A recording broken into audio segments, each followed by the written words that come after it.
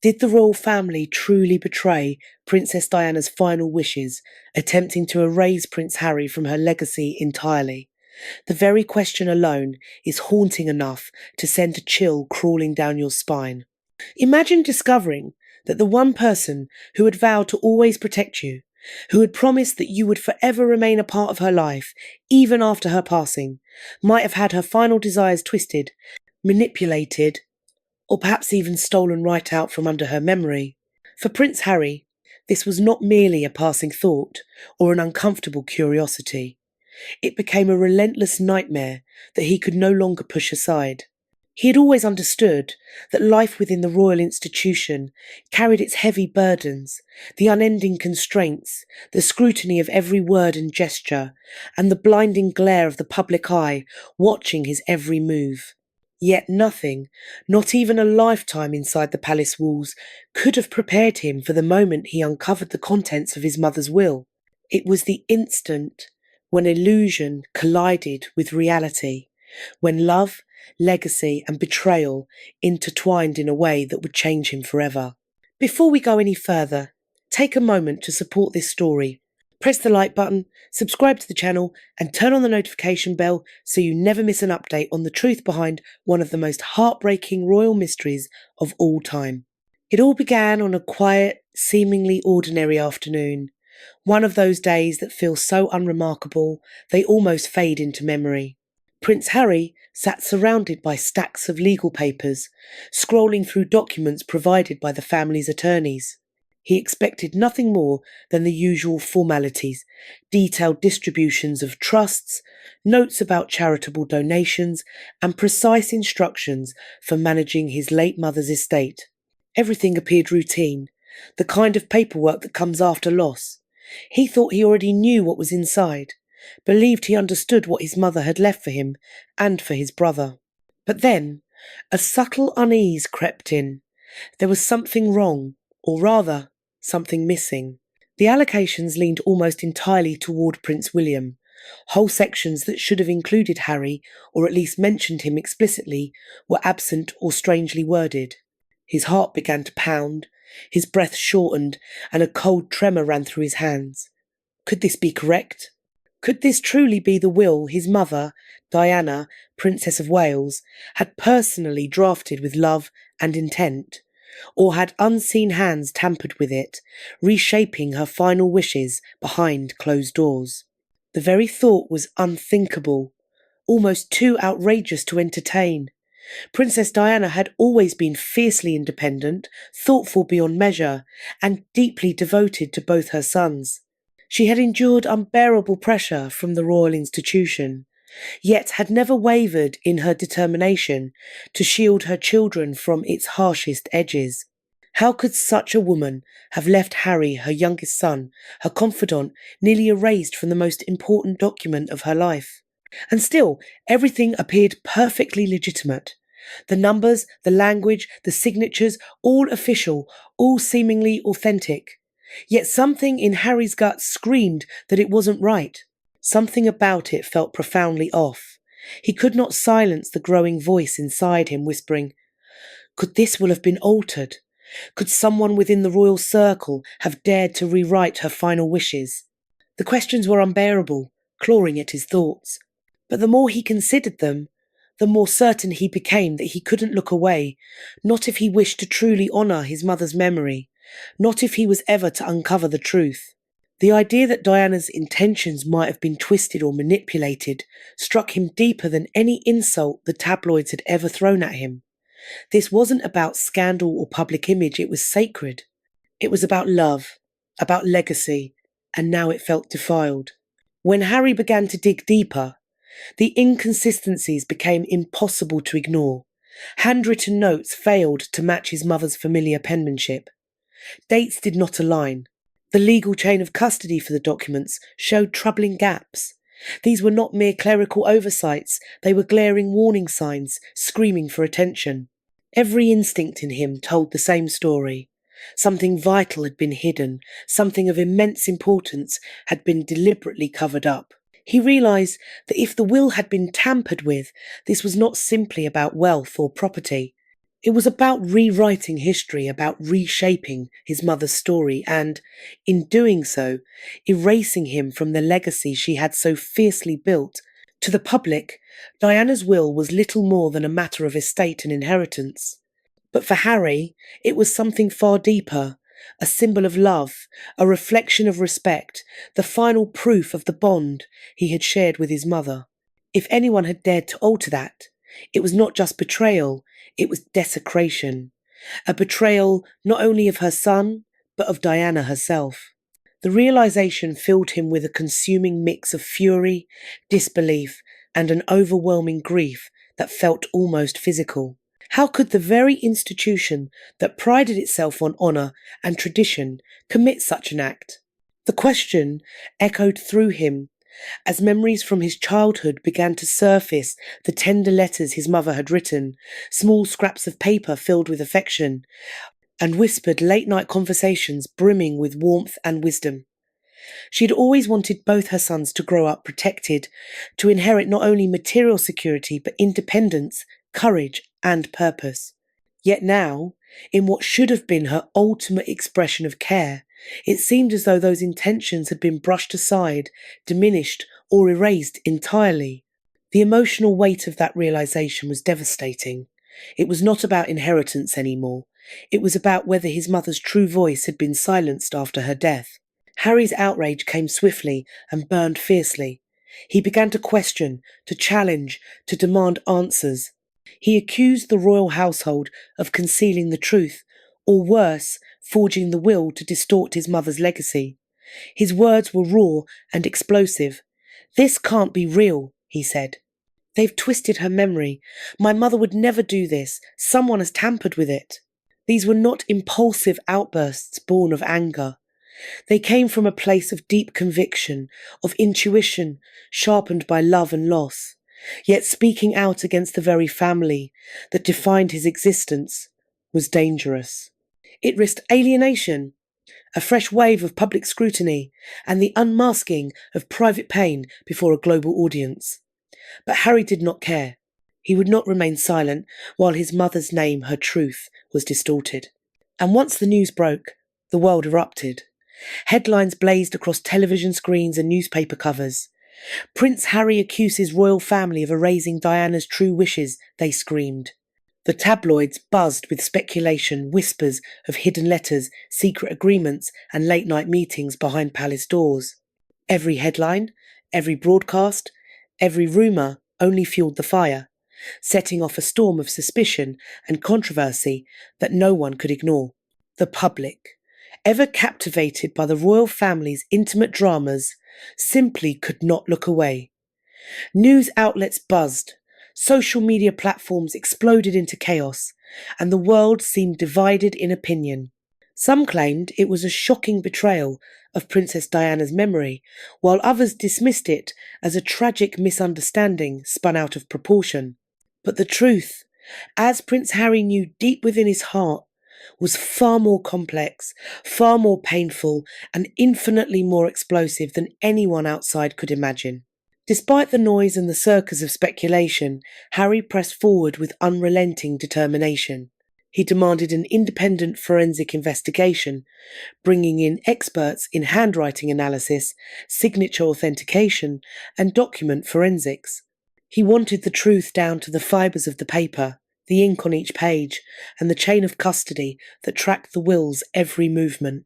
His mission was clear: to uncover whether someone had intentionally altered his mother's will to favour his brother William while diminishing his own rightful place in her legacy. Every consultation with lawyers, every careful review of another page seemed to open more questions than it closed. Yet, for Harry, each discovery, no matter how small, was a step toward justice, a step toward vindicating his mother's honour, and a step toward reclaiming his place in the story she had written with her life and love. But beneath that determination was a storm of emotion he could not easily contain. He wrestled with a mixture of love and resentment for his brother, anger toward the royal institution, grief for his mother's absence, and deep frustration at the labyrinth of power that stood between him and the truth. Could he possibly expose the full story without tearing his family apart? Could he honour his mother's memory without destroying what little remained of the fragile bonds that once tied them together? Every path forward was steeped in conflict. Every revelation carried emotional weight. The stakes were immense, personal, historical, and profoundly human. Just as it seemed Harry might finally be approaching some kind of clarity, new developments shattered everything he thought he knew. Letters once thought to be lost suddenly resurfaced. Witnesses stepped forward with accounts so startling they challenged the official narrative entirely.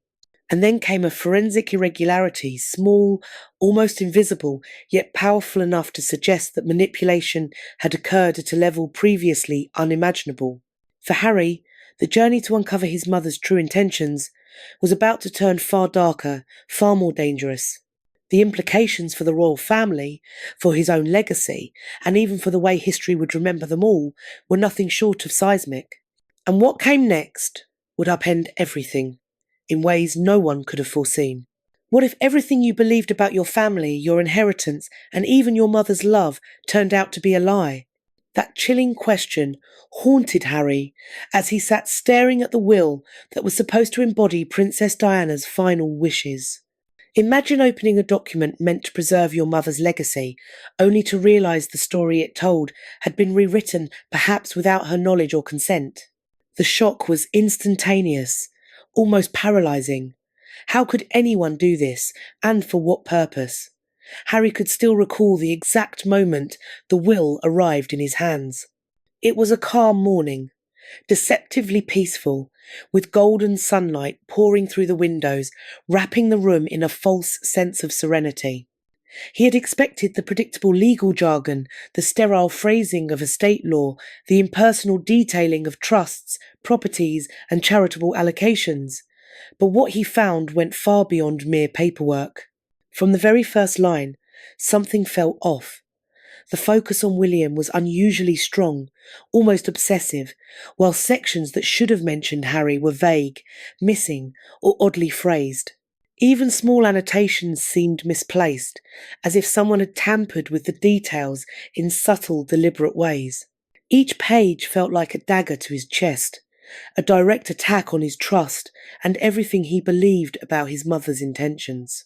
Why would Diana, his mother, the woman who had loved him so fiercely, leave William so prominently while leaving him, Harry, almost entirely in the shadows? That question haunted him endlessly. He knew his mother's love was never measured in money, yet the will represented something greater, a mother's final voice, a tangible record of her care. And if that voice had been altered, then someone had effectively tried to erase him from her story. He flipped through the pages again and again, his pulse racing faster each time. The inconsistencies grew harder to ignore. The language felt stiff, too formal, too detached. It lacked the warmth, compassion, and gentle tone that Diana always infused, even into official documents. Every instinct in him screamed that something was terribly wrong. At first, denial came like a defence mechanism. Maybe he had misunderstood. Maybe it was a clerical error, a missing appendix, something simple that could be resolved with a quick conversation. But the more he looked, the less innocent it all seemed. Dates didn't align.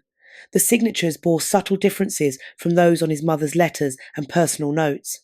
And then there were the margins, tiny spaces where scribbles once existed, now faintly erased, as if someone had deliberately removed traces of her handwriting.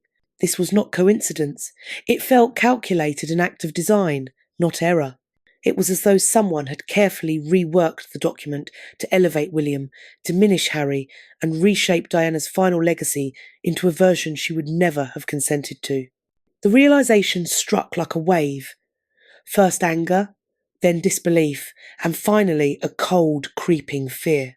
Anger came first, raw, consuming rage. How dare they? How could anyone defile the final words of a woman who had given everything to her family? Then disbelief followed. Could the royal family truly sink to such depths? Could the institution that proclaimed itself the guardian of honour manipulate the legacy of one of its own? And then came fear not just for himself, but for what this revelation could mean for history itself, for the way the world remembered his mother. Still, he knew silence was not an option. Action was his only path forward, even if that action came with risk. But within the royal household, secrets were protected more fiercely than gold. Any open challenge would trigger backlash, public scandal, media storms, perhaps even retaliation from within. Yet doing nothing would be far worse. It would mean allowing his mother's voice to be silenced forever. And Harry could never, would never, let that happen. He knew there was no way to turn back. If he wanted the truth, he would have to face it head on, no matter how painful or dangerous it might be. Harry began methodically piecing together every anomaly he could find, each fragment of information leading him deeper into a tangled web of mystery. A troubling pattern soon emerged. Certain sections of the will appeared to have been deliberately rewritten, carefully shaped to highlight William's inheritance and influence. Details that once reflected Diana's vision for Harry Trusts, meant for his independence. Charitable causes tied to his name had become strangely vague, incomplete, or entirely missing. Notes that might have clarified these omissions were nowhere to be found. And there were whispers of letters, deeply personal letters Diana had written to Harry, filled with her hopes, her love, and her guidance letters that no one seemed willing to admit even existed. The puzzle grew in scope with every discovery, and the stakes rose higher than Harry could have imagined. Determined, he turned to experts. Legal counsel, forensic specialists, and estate lawyers were summoned. He wanted answers, and he wanted them fast. When the forensic analysts examined the documents, they were immediately intrigued. There were inconsistencies in handwriting, irregularities in formatting, and unexplained gaps in the document's chain of custody. But while the findings raised eyebrows, the evidence was not yet strong enough to be made public without unleashing chaos across the nation. The royal family, as expected, neither confirmed nor denied a single thing. Every inquiry was met with a wall of polished silence, layers of protocol, confidentiality, and calculated vagueness. Harry's mind spun with possibilities. Could Diana have drafted alternate versions of the will that were quietly replaced? Could someone within the royal circle have intervened, anticipating disputes between her sons? And if so, who had the access? Courtiers, advisors, lawyers, or perhaps even family members themselves? The thought alone was unbearable. But Harry understood that he had no choice. He had to face that grim possibility. This was no longer about inheritance. It was about trust, about love, about preserving his mother's voice and ensuring that it would never be silenced by the very institution she once served. The press soon caught wind of the story, turning the quiet investigation into a roaring public scandal. Headlines blared from every corner of the world. Prince Harry accuses royals of forging Diana's will. Hidden letters could rewrite Diana's legacy. Social media exploded into debate, a battlefield of outrage and disbelief. Supporters rallied behind Harry, seeing in him the image of a son courageously fighting to reclaim his mother's honour. Critics accused him of exaggerating, of manipulating grief for attention, yet through it all, Harry remained steadfast. Public opinion meant little compared to the truth. Behind closed doors, the tension grew unbearable. Conversations with friends and advisors became cautious and measured. Some whispered confirmations, tales of missing papers, suspicious delays, and quiet manipulations behind palace walls. Others urged him to tread carefully, warning that exposing too much could bring ruin. But Harry's resolve only deepened. This was not about image or reputation. It was about justice, about restoring the dignity of the woman who had given him everything. Days turned into weeks, each filled with new complications. Letters that should have been straightforward were lost in bureaucratic fog. Official correspondence arrived late or not at all. Every effort to retrieve information seemed to hit an invisible barrier. When Harry began to examine the broader history of royal estate management, a chilling pattern of secrecy emerged. Layers of control, selective transparency, and quiet redaction had long been part of the system. And it struck him with terrible clarity: if manipulation had touched the will, where else might it have reached? Charitable trusts, private letters, personal bequests, all of it could have been quietly altered to fit a narrative he was never meant to see. The realization left him feeling both empowered and utterly alone. He had resources, legal teams, and scientific experts, yet he was still standing against an empire built on centuries of silence and control, an institution skilled at burying its secrets beneath ceremony and tradition.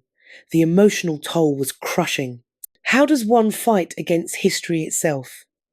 How does one honour a mother's truth when the very instruments of power conspire to erase it?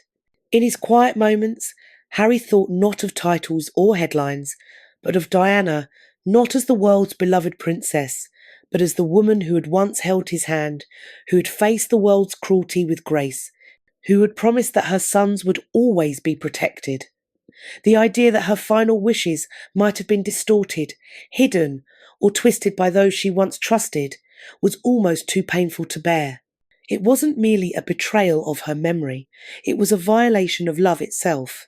Every breath he took, every heartbeat, every recollection of her voice became fuel for his mission.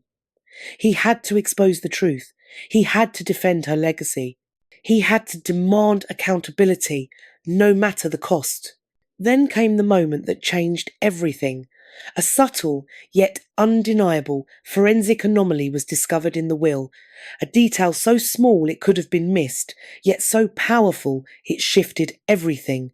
A misplaced paragraph, a questionable signature, a margin note that vanished under closer inspection. It was the spark that ignited the storm inside him. If this evidence held true, it would confirm what he had long feared. Diana's will had been tampered with, her intentions suppressed, and his role deliberately diminished. The weight of it all came crashing down. Anger, grief, fear, and determination collided in his chest like a thunderstorm that would not subside. Sleep eluded him. Rest became impossible. He could think of only one thing uncovering the truth, whatever it took and whoever it exposed. How could those who had been closest to his mother ever allow something like this to happen? How could history itself be rewritten in such a cold, calculated way? And, more urgently, what could he possibly do next to make sure that the truth, his mother's truth, would finally see the light of day, regardless of the cost? As Harry sat in silence, staring at the documents laid out before him, the soft ticking of a distant clock filled the room. It was the only sound in an otherwise heavy stillness. In that quiet moment, he knew with absolute certainty that the road ahead would be perilous and unforgiving. The path to uncovering the truth about his mother's will would test everything: loyalty, love, and courage. It would force him to confront secrets that had long been buried and challenge bonds that were already stretched thin, and yet he had no other choice. He would do it for Diana, for himself, and for the legacy she deserved, one untainted by deceit or manipulation. Just as he began preparing for the difficult journey ahead, a whisper reached him from an unexpected source. It came from a former royal insider, someone who had lived within the palace walls and now carried information so explosive that it could shatter the story that had been told for decades. The revelation hinted at undeniable proof evidence that Diana's true wishes had been concealed and that Harry had been deliberately cut out of her plans. The implications were staggering, the potential fallout unimaginable. What was about to unfold would not only uncover the truth behind the will, but also expose the hidden forces that had quietly shaped the royal family's narrative from the shadows. No one, not even Harry himself, was prepared for what those secrets would reveal. What if there were letters, private notes, or even simple handwritten messages hidden away somewhere, words that clearly expressed what Princess Diana had truly wanted for her younger son? What if the official will was just a single fragment of a much larger story, and the full truth had been intentionally kept from him all along? For Harry, these were not far-fetched ideas. They were pressing possibilities that demanded to be explored. He spent long nights revisiting every memory he had of his mother, the way she spoke to him, the lessons she taught him, the gentle reassurance in her voice. Each memory reinforced one unshakable truth. Diana had always intended for both her sons to share not only in her love, but in her legacy. She had wanted each of them to have a voice, a purpose, and a rightful place in the world she was leaving behind. He could still hear her words from those quiet, private moments that had once seemed so ordinary, but now carried the weight of prophecy. She would tell him how proud she was of him, how much faith she had in his strength, and how deeply she worried about his future. She often spoke of his potential, his empathy, and his courage qualities she believed would set him apart. And she had been painfully aware of the crushing expectations of royal life, of the distortions that came from public scrutiny and palace politics. Her love for Harry had never wavered, not even in the face of betrayal, media attacks, or personal despair. Yet, standing before a will that appeared to favour William almost entirely, Harry struggled to comprehend it. How could the same woman who had fought so fiercely to protect him now seem to have left him nearly invisible in her final words? Determined to find answers, Harry began to dig deeper than ever before. He combed through personal archives, quietly reached out to former aides who had served his mother, and searched for any trace of correspondence that might reveal her true intentions. What he uncovered was both illuminating and devastating, small but powerful fragments of evidence, suggesting that Diana's plans for him had been far more generous, far more protective than the official documents indicated. One of the earliest breakthroughs came when he found a series of handwritten notes tucked inside a personal folder that had somehow been overlooked. The moment he saw the handwriting, he knew it was his mother's. The strokes were confident yet tender, the letters rounded and familiar, filled with her unmistakable warmth. Each note carried meaning. Each one expressed care, foresight, and deep love. In one, Diana spoke of the importance of independence, urging Harry to pursue a life defined by his passions, not by expectations. In another, she made it clear that certain portions of her estate and charitable trusts were meant to go directly to him to ensure his autonomy and security. These were not the cold calculations of legal language. They were the heartfelt messages of a mother who wanted to protect her son long after she was gone. As he read, a pattern began to form. Diana had built layers of intention into her plans, an intricate design of public documents that satisfied royal protocol, paired with private notes meant to safeguard her sons in more personal, emotional ways. It was a brilliant yet cautious strategy, allowing her to protect Harry without drawing attention from those who might interfere. But the gaps in the official wall told a darker story. Someone, somewhere, had intervened. Inconsistencies, omissions, and missing references pointed to the possibility that her private instructions had been intercepted or deliberately removed. The thought haunted him. Could this have been an accident, a bureaucratic mistake buried in the process? Or was it deliberate, a carefully orchestrated effort to rewrite the story of Diana's legacy and diminish his place in it? The more he examined the evidence, the more the implications grew. If it was deliberate, it meant that people within the royal household had not only tampered with his mother's final wishes, but had actively shaped the narrative of her memory to serve their own interests. Still, Harry refused to let emotion overtake reason. He knew better than anyone that grief could distort judgment, that anger could cloud clarity. So he approached the mystery with precision. He began cross-referencing every note, comparing phrases, tone, and handwriting against the official will. Each new discrepancy deepened the mystery, and with it, his resolve. Every missing word, every adjusted clause, every erased reference fueled his determination. This was no longer just a son's grief.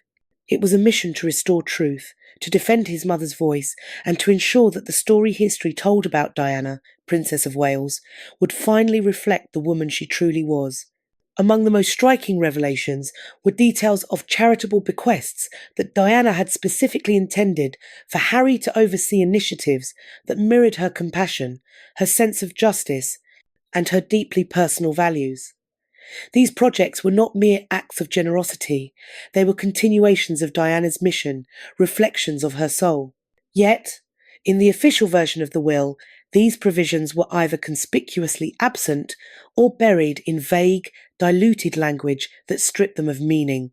Harry's thoughts raced as he absorbed the implications.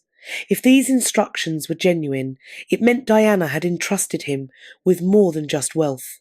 She had entrusted him with responsibility, with her vision, her ideals, and her legacy. By erasing or obscuring those details, someone hadn't just tampered with the finances of an estate. They had tried to silence Harry's agency, to diminish his role as the guardian of his mother's influence. The emotional weight of that realization was immense.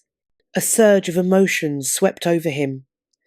Grief for the possibility that his mother's true intentions had been hidden. Anger toward those who might have engineered that concealment. And a burning resolve to expose the truth, regardless of how painful or dangerous it might be. At that moment, Harry understood that this was no longer about titles, inheritance, or public perception. It had become something far deeper. It was about honouring his mother's memory and defending the purity of her voice, the voice that had once challenged the most powerful forces in the world with courage and empathy. As he continued his search, Harry stumbled upon references to something extraordinary, a series of letters Diana had written but never sent. These were not legal drafts or administrative notes, they were profoundly personal messages. Each one was crafted to guide him through adulthood, to prepare him for the storms of royal duty, and to remind him always of who he was beyond the crown. In those letters, Diana emphasised resilience, compassion, and truth. She reminded him that power meant little without integrity, and that the truest measure of worth was found in kindness and courage. They were her lessons distilled into ink and paper, a mother's lasting voice. Yet the more Harry learned, the more apparent it became that these letters had been hidden, possibly destroyed, to control what parts of her story would survive. It was no longer just about erasing her words. It was about shaping his destiny. Driven by both grief and determination, Harry began reaching out to those who had worked closest to his mother in her final years. What he heard was devastating. Former aides and staff, once sworn to silence, began to open up cautiously. Their testimonies echoed one another. Diana had indeed spoken of her fears that her estate might not reflect her true wishes, especially where Harry was concerned. She had worried that some within the institution would twist her intentions to suit political or familial interests. Several of those former staff members shared small but powerful stories, private conversations where Diana expressed her determination to secure both her son's futures equally, her deep distrust of certain officials, and her fear that her more personal instructions might one day be ignored. Their recollections matched the notes Harry had already uncovered, reinforcing what he had long suspected, that her official will had been reshaped, its warmth and balance stripped away until it no longer resembled her true voice. On one side, the legal documents portrayed a cold, structured narrative that elevated William and minimised Harry. On the other, the private letters and handwritten notes painted a vivid picture of Diana's unwavering love, her fairness, and her constant desire to protect her younger son. The contrast was undeniable and impossible to dismiss as simple oversight. It pointed toward interference, manipulation, and deliberate omission. Still, the deeper he went, the more complicated the situation became. Royal estate law was a maze of archaic rules, hidden clauses, and discretionary powers that could be exploited with ease. Every document seemed to contain layers of meaning, and every layer seemed to conceal another truth. Harry realised that uncovering what had happened would demand far more than intuition or emotional conviction. It would require legal, precision, forensic evidence, and possibly a public reckoning that would pit him directly against one of the most powerful institutions on earth. The risks were enormous. One wrong move could destroy his credibility, rupture what little peace remained within his family, and ignite a firestorm across the media. But the alternative silence was unthinkable. Diana had trusted him to carry forward her mission, to embody her compassion and strength, and to protect her legacy from those who might exploit it. That realization was more than motivation. It was a calling. Someone had interfered with his mother's final intentions, and he would not rest until the truth was brought into the light. As his investigation deepened, Harry began to see the broader implications. If his mother's wishes had been altered, then perhaps this was not an isolated act. Perhaps the institution itself had long been in the practice of shaping stories, controlling legacies, and determining whose voices were remembered and whose were erased. The question was no longer just personal. It was moral, historical, and profoundly consequential. Then, one revelation shook him to his core. A former aide, speaking under strict anonymity, confessed that a hidden letter might exist, a single, powerful document that could prove beyond doubt what Diana had truly wanted for Harry. This letter, the aide suggested, had been deliberately removed or concealed to ensure that the public record would never reflect her real intentions. The weight of that possibility was staggering. If this letter were found and authenticated, it could vindicate Harry completely, exposing not only the manipulation of his mother's will, but also the machinery of deceit that had operated behind the palace's closed doors. He knew retrieving it would be dangerous. It would mean navigating the palace bureaucracy, confronting those who had every reason to keep it buried, and relying on forensic experts capable of verifying its authenticity. But the stakes could not have been higher. Diana's voice, her love, and her truth were hanging in the balance, and for Harry, that was non-negotiable. As he planned his next steps, a single question consumed every thought. If this letter truly existed, who was hiding it? And, even more troublingly, what else were they still keeping from him? The search for that answer would plunge him into a deeper, darker world than he had ever known, one of secrecy, betrayal, and quiet manipulation that stretched back decades. The truth he was about to uncover would not only redefine his mother's legacy, but expose the shadows that had always lingered just behind the polished facade of royalty. And as the storm gathered, the world waited to see what would happen when a son dared to confront the very institution that had shaped his life and stolen his mother's voice. Behind the royal family's polished and carefully maintained public image, tension simmered beneath the surface. There was unease in every glance, discomfort in every conversation, and an unmistakable current of fear that pulsed quietly through the corridors of power. For centuries, the monarchy had been built on codes of conduct, loyalty, and above all, secrecy. Now, for the first time in generations, one of its own was directly challenging that foundation. The question lingered in every silent hall. How would the institution respond? Would they deny everything, deflect the accusations, or attempt to bury the truth beneath ceremony and control? Harry soon realised that confronting the family directly was like entering a labyrinth, one built not of walls but of courtiers, aides, and advisors, whose very purpose was to protect the institution from itself. Each conversation was filtered, each message screened, and every attempt to reach the heart of the matter was met with an invisible blockade. Phone calls went unanswered, requests for meetings were endlessly delayed or rerouted, and messages that should have required a simple acknowledgement somehow transformed into bureaucratic puzzles. Every interaction felt rehearsed, as though unseen hands were orchestrating the responses. It became clear to Harry that someone, perhaps several people within the palace, were intent on maintaining absolute control over the narrative. Still, he tried to begin quietly. He approached the matter with dignity, reaching out privately to family members he still trusted, hoping that honesty and discretion might lead to answers. But even in those private exchanges, subtle resistance met him at every turn. The conversations were polite and carefully worded, yet hollow beneath the surface. There were gentle reassurances, vague promises that everything had been handled correctly, and soothing words meant to pacify him rather than inform. "You're mistaken," they said. "There's nothing to worry about." But Harry's instincts told him otherwise. It wasn't the words that betrayed the truth. It was the tone, the hesitations, the tight control in their voices. Something was being concealed, and he knew the concealment was deliberate. The pressure mounted when official royal representatives began issuing public statements in response to growing media attention. The palace maintained that the will had been processed properly, that every legal standard had been met, and that there was no evidence of wrongdoing. On the surface, these statements were impeccable calm, neutral, impossible to fault. Yet to Harry, they sounded painfully hollow.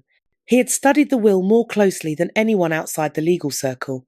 He had seen the missing clauses, the vague language, and the subtle inconsistencies that others overlooked or chose to ignore. No official statement could erase what he had seen with his own eyes. Behind closed doors, even some senior advisors quietly admitted that Diana had been exceptionally meticulous, that her original documents had reflected care and balance not present in the final version. Yet, in the same breath, they warned him not to pursue the matter further. Their message was clear and chilling. If you go public, you risk everything: your reputation, your relationships, and what little peace remains within the family. For the royal household, perception was not just important, it was survival. The truth was secondary to the appearance of stability. Pursue it, and you would be cast out. Stay silent, and your mother's legacy would remain distorted. This hypocrisy enraged him. Publicly, the family projected unity and transparency. Privately, they acknowledged manipulation while urging silence. Each polite meeting, each carefully worded letter, each whispered warning chipped away at his patience. He began to wonder if anyone within those walls could be trusted. Was there even one person willing to put truth before loyalty? Or was he trapped in a structure built to protect the crown at all costs, no matter the moral price? The media, ever hungry for royal scandal, began to circle like vultures. Headlines blazed across newspapers and digital platforms. Prince Harry challenges royal integrity. Tensions rise over Diana's will. While the palace refused to directly engage with every report, their subtle manoeuvres spoke volumes. Strategic public appearances, carefully timed press releases, and softly worded corrections that attempted to calm the storm without addressing it. But Harry saw through it all. Beneath the polished smiles and well-rehearsed statements, the machine of secrecy was grinding into motion, working to bury the truth once more. And if he didn't act quickly, it would succeed. A defining moment came during a private family gathering, the kind that was supposed to project unity, but felt instead like a performance. Surrounded by portraits of ancestors and the heavy silence of tradition, Harry spoke plainly, his voice steady but charged with emotion. He raised the questions no one wanted to hear about the will, the missing letters, and the manipulation that seemed to shadow every page of his mother's legacy. The responses were as calculated as they were cold. There was polite acknowledgement, an air of restraint, and the faintest trace of irritation cloaked beneath civility. He was heard, but not listened to. Every answer was diplomatic, every expression carefully neutral. There were smiles where there should have been honesty, and pauses where there should have been truth. For a son raised on his mother's openness and emotional candour, this duplicity was almost unbearable.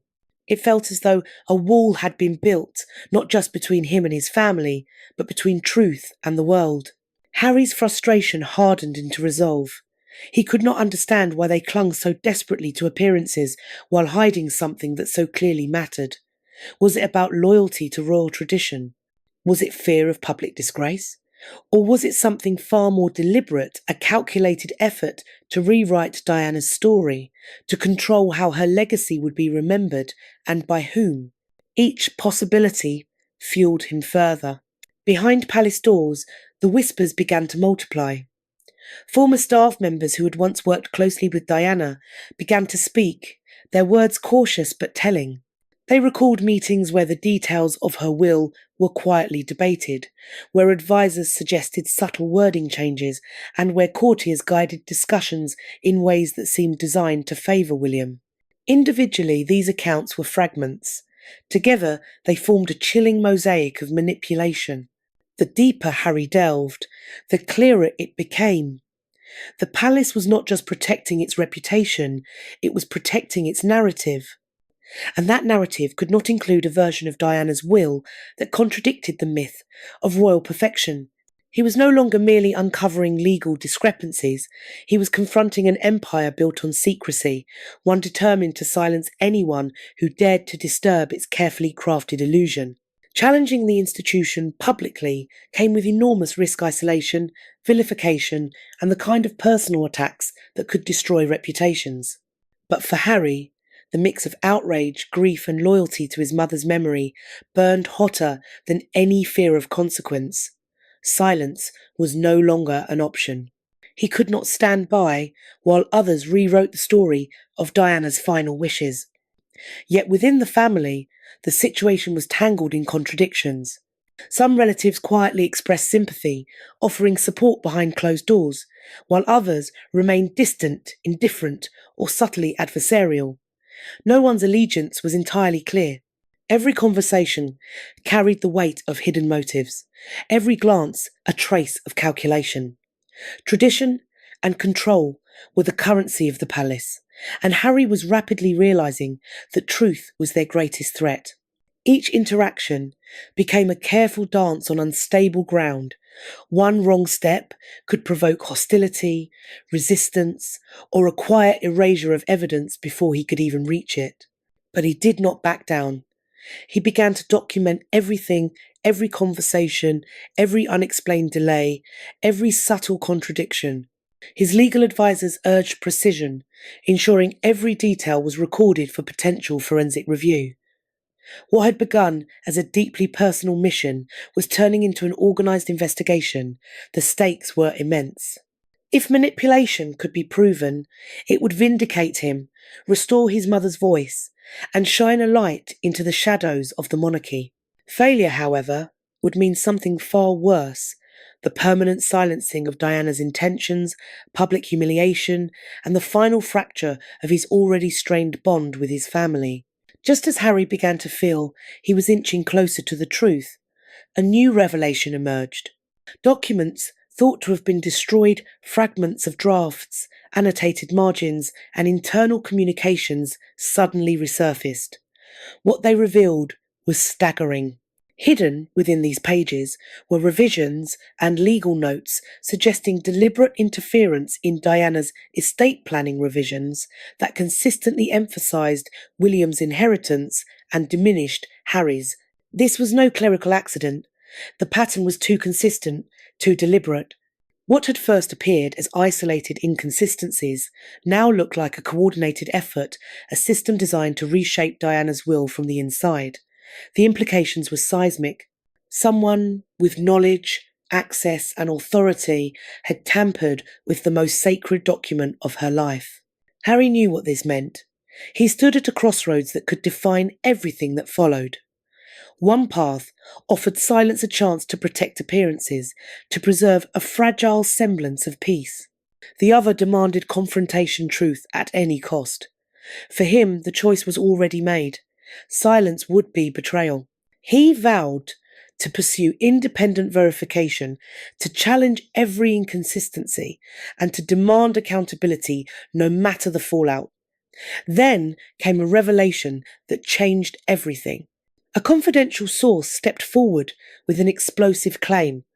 An internal memo existed, one suggesting that the will had been reviewed, revised, and approved at the highest possible levels, with direct influence that reached beyond the legal process itself.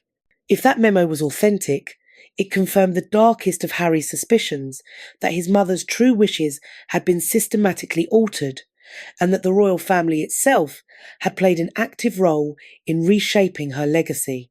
The stage was set for a confrontation that could shake the monarchy to its foundation. A reckoning was coming, one that would pit truth against power, love against loyalty, and memory against manipulation.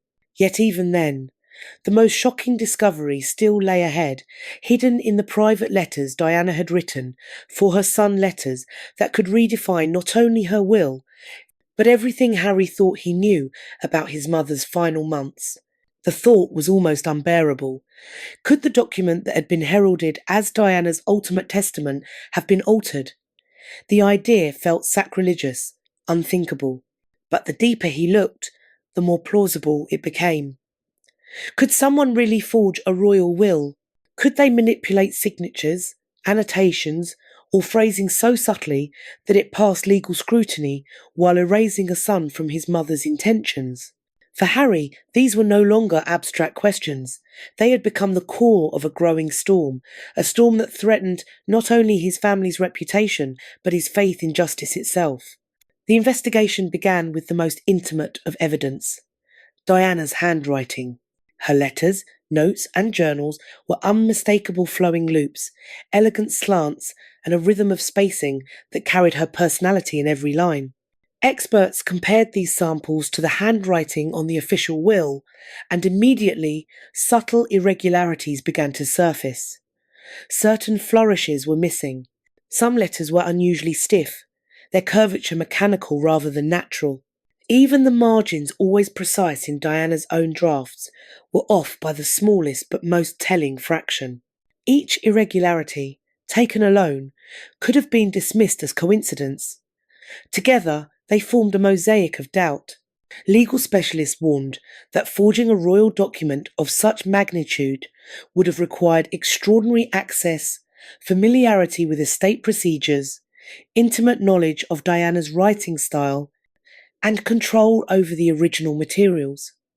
It could not have been the work of an outsider. Whoever did this had operated from within the system and had both opportunity and motive. The implications struck Harry with the force of revelation. If the will had been forged, this was not an administrative deception. It was a deliberate act of control, one that reached into the heart of the royal institution itself. It was not only about money or inheritance. It was about narrative, legacy, and power. Forensic experts expanded their analysis beyond handwriting, examining the physical characteristics of the document itself. They studied the texture of the paper, the chemical composition of the ink, even the microfibers embedded within each page. What they discovered was unsettling. Some sheets matched the materials used during the will's original drafting. Others, however, bore markers of newer origin inks and paper types that had not existed at the time Diana signed her will. The inconsistencies were faint, nearly imperceptible to the naked eye, but under laboratory scrutiny they became undeniable. The results were not yet conclusive, but they were compelling enough to raise the unthinkable possibility that portions of the will had been replaced, rewritten, or altered long after Diana's death. And for Harry, that possibility was the final spark. What began as a search for understanding had now become a fight for truth, one that could either vindicate his mother's memory or plunge the royal family into the deepest crisis of its modern history. Harry soon uncovered disturbing inconsistencies in the chain of custody, the trail of who had handled his mother's will from the moment it was written to the day it reached his hands. There were unexplained gaps, missing records, and signatures that failed to appear where they should have been. Some sections were vague, others deliberately obscured, as though someone had gone to great lengths to blur the truth. Every unaccounted for handoff, every missing acknowledgement deepened the suspicion that the document had been tampered with, not just adjusted, but perhaps rewritten. As he reconstructed the timeline, a grim pattern began to take shape. The very passages that had once referenced Diana's personal bequest to him, the gestures that carried her love, her care, her hopes, were either missing entirely or written in bland, detached legal phrasing. The emotional warmth, that characterised Diana's private letters, her tender, precise choice of words, had been stripped from the official record. What remained was sterile, soulless, and impersonal. It wasn't forgery in the crude sense of a forged signature. It was something far more insidious, a theft of meaning, a silencing of voice. Diana's humanity, her tone, her maternal intention had been erased from the most important document of her life. And the deeper Harry dug, the clearer it became that this was dangerous territory. To challenge the authenticity of such a document, especially one tied to the royal family, meant going up against centuries of secrecy and power. Legal resistance would be immense, the scrutiny unrelenting, and the consequences potentially devastating. But for Harry, there was no turning back. The memory of his mother, her laughter, her courage, her words of love and warning echoed in his mind, urging him forward. He began documenting everything meticulously. Every inconsistency, every suspicious omission, every discrepancy between Diana's private words and the language of the will. He collected handwriting samples, commissioned forensic reviews, and discreetly contacted anyone who might have touched the paperwork at any stage. Each fragment of information was a clue, a key to unlocking the truth. The emotional strain was overwhelming. Anger and grief clashed inside him, pushing him toward action even as exhaustion threatened to consume him. The idea that someone close to his family, someone with access and authority, could have altered his mother's final wishes was almost too painful to bear. But that pain became his fuel. He would not let intimidation, protocol, or fear deter him from honouring Diana's voice. Then, a breakthrough shattered the quiet tension. A former legal assistant, speaking under strict confidentiality, revealed something explosive. After Diana's initial will had been drafted, several documents were quietly revised. Marginal notes appeared, some marked approved in handwriting that did not match any known record. Other sections bore faint erasure marks, as if words had been rewritten to obscure their original meaning. The assistant's statement suggested that these changes were not innocent updates. They appeared calculated, designed to redirect the balance of inheritance, to strengthen one son's position and diminish the other's. Harry's heart pounded as he absorbed the revelation. The implications were staggering. This wasn't simply administrative interference, it was orchestration. Someone had deliberately shaped the outcome of Diana's legacy. The question that haunted him now was not times if times it happened, but times who times had done it and times why. Asterisk. Was this part of a larger strategy to control how Diana's memory would live on, to dictate how her sons would be seen, and what role they would play in the royal narrative? Every new answer seemed to open another door into deeper mystery, into the cold machinery of influence that operated behind the palace walls. Complicating matters further was the ever-watchful eye of the public. The slightest hint of an accusation would ignite a scandal of global proportions. Alleging forgery within the royal family wasn't just controversial, it was explosive. Harry knew that exposing the truth would come at a price. The media would dissect his motives, twist his words, and drag his personal life into the spotlight once again. But to stay silent was to betray his mother's memory, and that was something he could never do. With growing urgency, his legal team began compiling the strongest evidence possible for an independent forensic audit. Margins, ink composition, paper texture, and document aging, every measurable element was examined. The deeper the experts looked, the clearer the anomalies became. The inconsistencies were undeniable. The question was no longer times whether times tampering had occurred, but times how extensive times it had been. Then came the most alarming discovery yet. Critical supporting documents, letters from Diana to her lawyers, private notes detailing her intentions, early drafts of her will had vanished entirely. The absence of these materials was not coincidence. It was as if someone had methodically erased every piece of evidence that could confirm her true wishes. The realization was chilling. This was not a mere forgery. It was an act of deliberate erasure, a coordinated effort to rewrite a woman's legacy and silence her after death. Harry understood the gravity of what he faced. The people behind this were not careless. They were calculated. They had power, resources, and something to lose. To expose them would require more than courage. It would demand resilience, precision, and an unshakable will. But he could not do otherwise.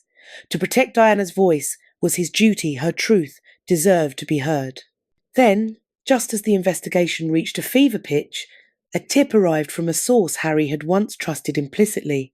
The message was simple, but earth-shattering.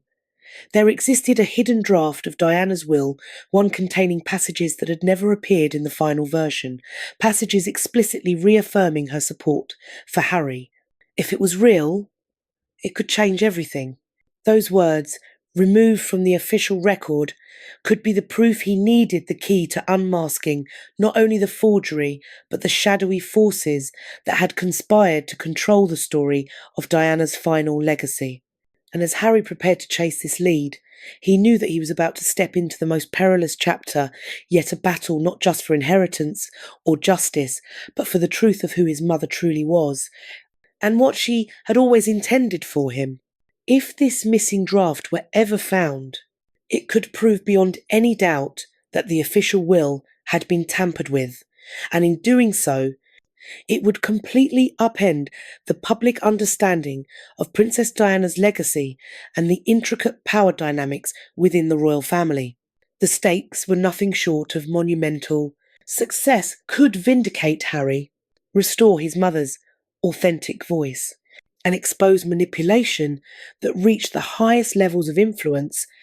But failure could mean something far darker: permanent alienation, public ridicule, and the irreversible suppression of Diana's true wishes. Yet for Harry, there was never really a choice. The pursuit of truth had become more than a duty. It was a moral obligation, a deeply personal mission, and a fight for justice that went beyond family, fame, or fear. He understood that what lay ahead would not only uncover evidence of forgery, but also unearth a network of secrets, powerful enough to rewrite the very history of his mother's estate, and perhaps even the story the world believed about Diana herself. The next revelation, buried deep within a collection of private letters and confidential memos, he would tear open the facade of royal decorum and expose a scandal no one inside or outside the palace had imagined possible. What if the most crucial parts of Diana's legacy were never meant for public eyes? Or worse, what if they had been deliberately hidden for Prince Harry? The growing suspicion that his mother's will had been altered only magnified a far more chilling thought: that letters, personal notes, and private messages meant specifically for him had been removed, suppressed, or quietly destroyed. These were not ordinary correspondences. They were his mother's final words to her son, letters filled with love, advice, and purpose. They were meant to guide him through life's storms, to shield him from manipulation, and to ensure he never lost sight of who he was. If these had truly been stolen or erased, it meant that someone had not only tampered with her legal legacy, but also silenced her emotional one. Harry's investigation began quietly. He reached out to former personal aides, household staff, and legal assistants who had been close to Diana during her last years. Many remembered fragments, brief conversations, stray comments, or glimpses of handwritten envelopes. Their memories were imperfect, but together they began forming a pattern. Several recalled that Diana had written confidential letters for Harry, private reflections meant to be read only after her death. These notes, according to multiple accounts, contained far more than financial or legal guidance. They were personal and profound, discussing values and purpose, and the emotional strength she hoped he would carry into adulthood. They were her roadmap for him to live freely and authentically, outside the suffocating expectations of royal life. But when the official will was made public, those letters were nowhere to be found. The first concrete clue surfaced in the form of a diary entry from a former aide. In it, the aide described how Diana had mentioned creating a special folder for Harry, a private collection of letters meant to be a compass for his future. She had stored it in a locked cabinet within her estate, a place only a handful of trusted individuals even knew existed. After Diana's passing, that cabinet had been catalogued and cleared as part of estate management. Yet in the official inventory, and there was no mention of the folder, it had vanished without record or explanation. Harry's heart sank as the realization took hold. If those letters had been hidden, altered, or destroyed, it wasn't mere negligence, it was a betrayal of the most personal kind. It wasn't just about wealth or reputation. It was about a son being denied his mother's voice, her wisdom, and her final expression of love. He began to wonder who could have done such a thing. Could it have been palace officials, eager to protect the family's image, legal advisors acting under instruction to simplify the estate, or perhaps family members themselves, determined to shape a version of Diana's legacy that aligned neatly with royal expectations? But the missing folder was only part of the story. Harry found references suggesting that Diana had written personal notes alongside her with annotations designed to explain her decisions, to clarify ambiguities, and to provide emotional context. Those annotations were also gone. In their absence, the official document read like an empty formality, impersonal, indistant, stripped of her characteristic warmth. The loving nuances of her intentions toward Harry, once evident in every word she wrote, had been methodically erased. Refusing to give up, Harry enlisted forensic experts and professional archivists to comb through what little remained of Diana's written correspondence. Together, they began cross-referencing diary entries, letters, and legal communications for traces of what might have been removed. And slowly, evidence began to emerge. Mentions of envelopes that had once been logged but never delivered, cross-references in letters that pointed to documents no longer in the archives, diary notes that alluded to missing materials. Every fragment pointed toward deliberate intervention. Someone had chosen which of Diana's words would survive and which would disappear. The emotional toll on Harry was immense. The thought that someone had intentionally silenced his mother's voice filled him with fury and grief in equal measure, yet it also steeled his resolve. He vowed that no matter how many walls were placed in his way, he would uncover every hidden letter, every erased note, every stolen truth. This was no longer about legalities or inheritance. It was about legacy, about preserving the full truth of Diana's heart and intentions. Then came a lead that changed everything. A trusted former aide, who had kept private journals during those final years, revealed something extraordinary. They had witnessed Diana personally annotating letters meant for Harry, underlining key phrases about independence, strength, and compassion. She had written, in the margins, words of reassurance and love, little stories from their time together.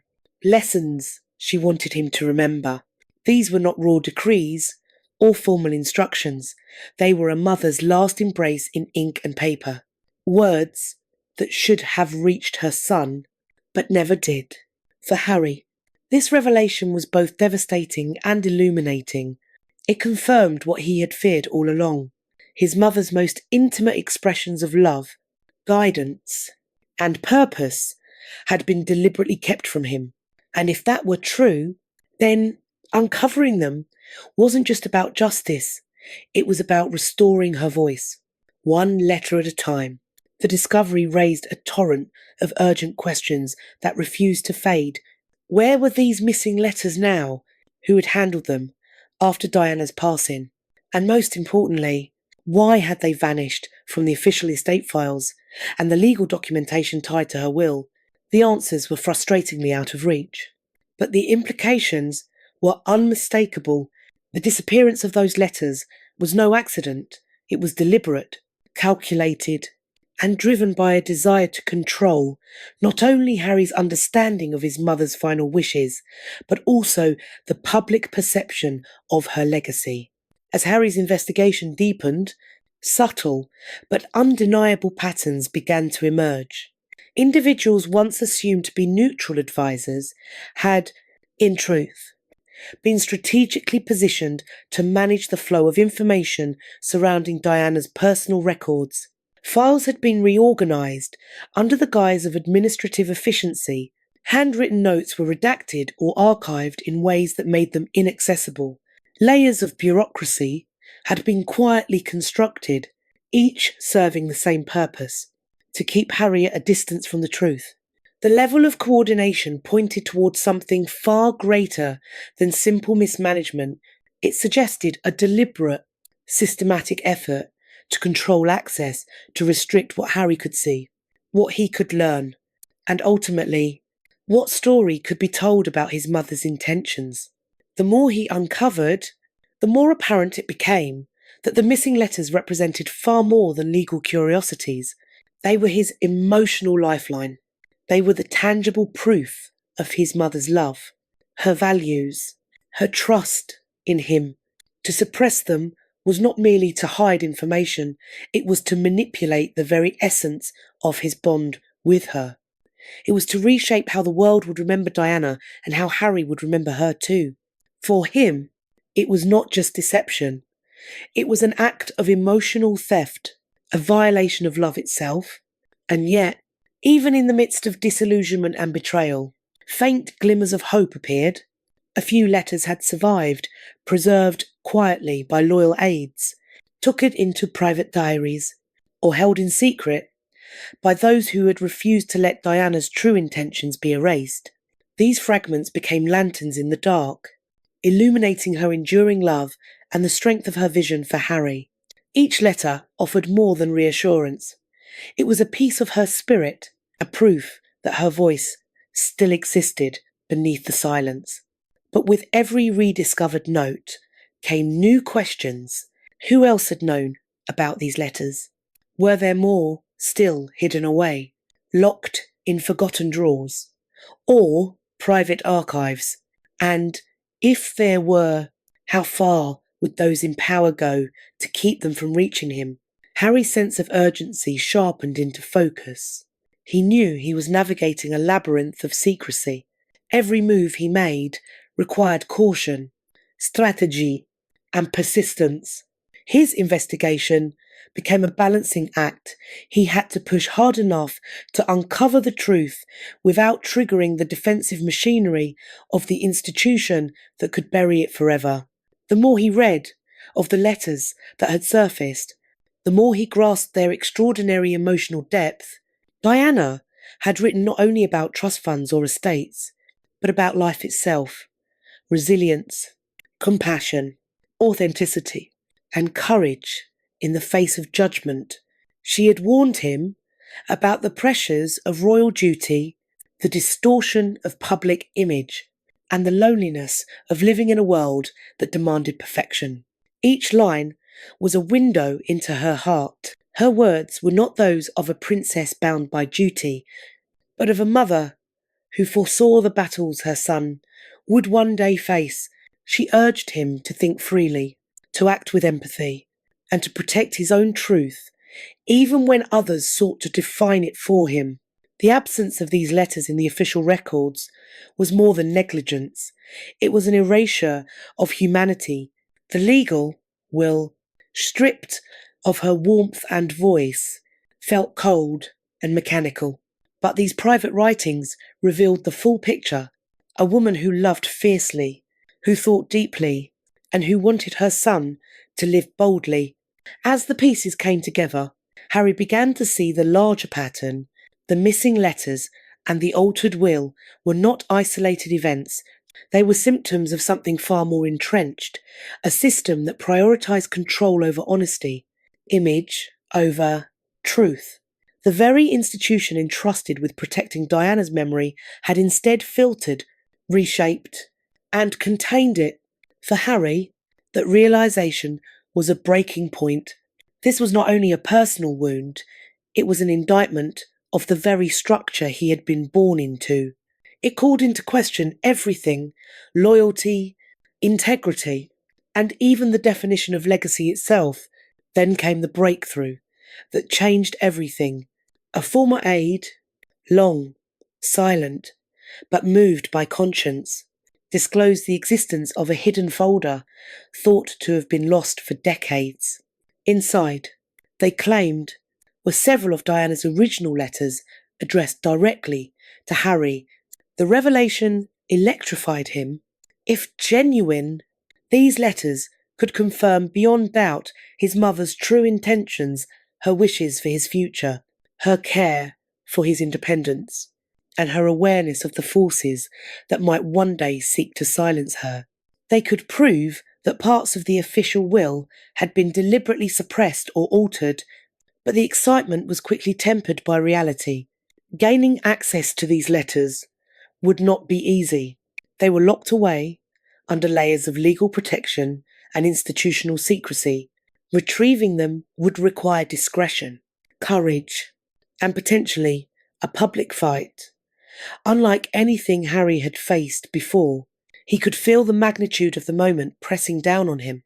He was standing on the threshold of revelation, on the edge of uncovering truths that had been hidden for decades.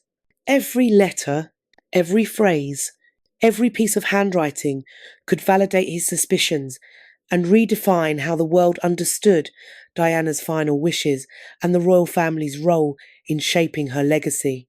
But he also knew the path forward would be perilous. What he was about to expose would not just challenge the institution's authority, it would challenge history itself. What happens when a personal crusade collides with centuries of tradition, secrecy, and power? For Prince Harry, the pursuit of truth had outgrown private reflection. It had evolved into a battle of law, legacy, and justice. The stakes were immense. He was no longer merely a son seeking his mother's voice. He was a man standing against an empire of silence. Taking on the royal institution in the courtroom of public and legal scrutiny would be exhausting, relentless, and dangerous. But to Harry, it was the only path forward. If he wanted to honour Diana's truth, to ensure her voice was heard, unfiltered and unmanipulated, he had to fight, not as a prince, not as a royal, but as her son. The legal battle began not with fanfare, but with quiet, deliberate precision. Every move was calculated, every word weighed. Harry had no illusions about the enormity of what he was challenging, a centuries-old institution built on secrecy, tradition, and control, but he also knew there was no turning back. To uncover the truth about his mother's will, he would need to fight on a battlefield where power was measured not by emotion, but by evidence. He began by assembling a formidable team: top-tier lawyers, forensic handwriting experts, document analysts, and specialists in royal estate law. Each member brought a crucial skill, from interpreting archaic legal phrasing to detecting microscopic ink inconsistencies. Together, they shared one purpose: to restore the truth and reclaim the legacy that had been taken from him.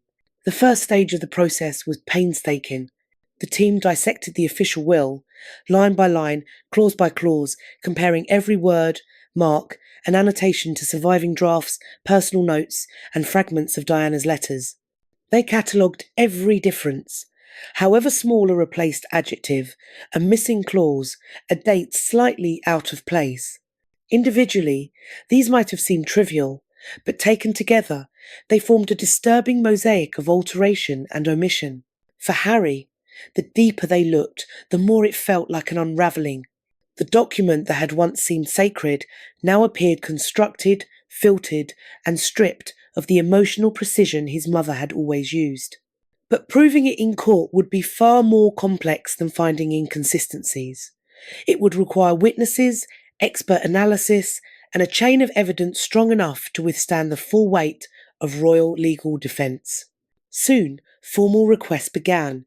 Harry's lawyers demanded access to missing drafts, letters, and communication logs that could verify Diana's intentions. But each request was met with resistance delays, vague denials, and red tape wrapped in centuries of protocol. The palace's legal representatives were masterful in their evasions, issuing responses that appeared compliant while revealing nothing of substance. It became clear that Harry was not merely fighting a legal case, he was fighting an institution designed to obscure every unanswered letter, every lost document, every procedural obstacle was another reminder of how tightly the palace guarded its secrets. The emotional toll was immense. Meetings stretched late into the night. Every revelation felt like a wound reopened. His mother's handwriting, her familiar turns of phrase, her forgotten letters, each discovery brought both pain and resolve. He could feel her presence in every word, urging him forward. This was no longer just about inheritance or principle, it was about justice, love, and truth. His advisers warned him about the dangers. Public backlash, personal attacks, and legal exhaustion loomed on the horizon, but Harry refused to yield.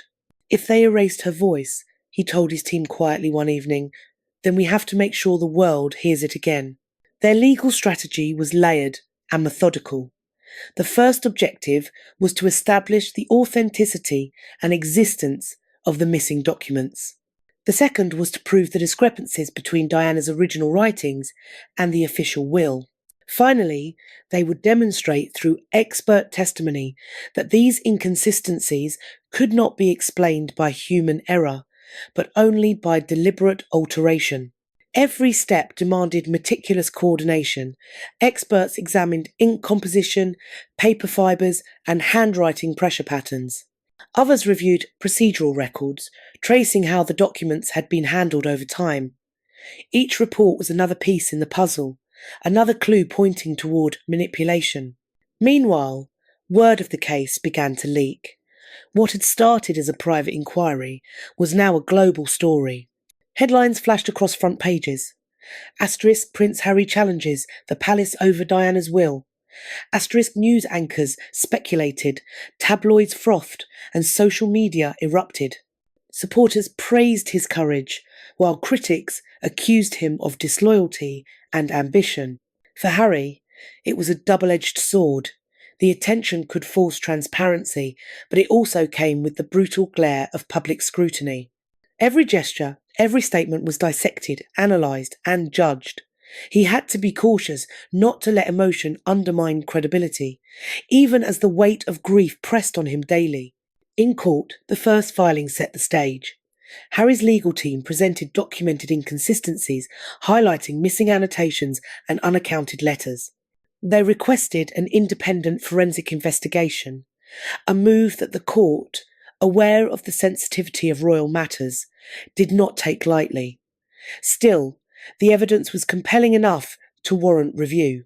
It was a small but significant victory, a formal acknowledgement that the questions surrounding Diana's will could no longer be ignored. The palace responded swiftly, with statements emphasising tradition, legality, and procedural thoroughness. Their lawyers spoke with calm authority, insisting that the documents were authentic and that all due processes had been followed. They dismissed recollections of missing letters as unreliable memories and described talk of tampering as deeply regrettable speculation. The contrast was stark. On one side stood a son fighting for truth and memory. On the other, a centuries-old institution defending its own mythology. Undeterred, Harry pressed forward. He worked alongside forensic examiners who studied Diana's handwriting in obsessive detail, the slant of her D, the flourish of her loops, the even rhythm of her sentences. Small variations became clues. Every deviation in stroke or spacing could prove that someone else's hand had intervened. He also sought testimony from those who had been closest to his mother, her aides, assistants, and advisers, some of whom had long stayed silent out of loyalty or fear. Now, under confidentiality, they began to speak. Their recollections aligned. Diana had been thoughtful, intentional, and explicit about ensuring both her sons were treated fairly. Piece by piece, the puzzle grew clearer. The official narrative was not the full truth, and though the legal road ahead was long and treacherous, Harry felt the momentum shifting. The silence that had once buried his mother's intentions was beginning to crack. What lay beyond that crack, however, was uncertain. But one thing was clear. The battle had only just begun, and Harry was prepared to fight it to the very end, no matter how powerful the forces arrayed against him.